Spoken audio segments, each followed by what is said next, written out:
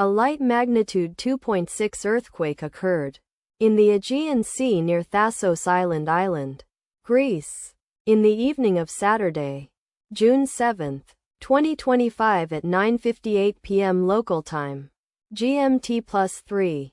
The quake had a very shallow depth of 10.5 kilometers, 7 miles, and was not felt, or at least not reported so. First to report, Raspberry shake after 2 minutes. The earthquake occurred 1 hour and 43 minutes after a magnitude 2.9 earthquake had hit on Saturday, June 7, 2025, at 8:14 p.m.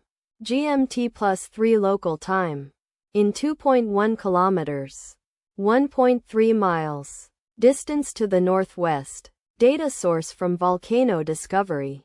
Did you feel it? Let us pray. May the earthquake that occurred not affect our brothers and sisters there. May the earthquake not happen again. And may God protect everyone.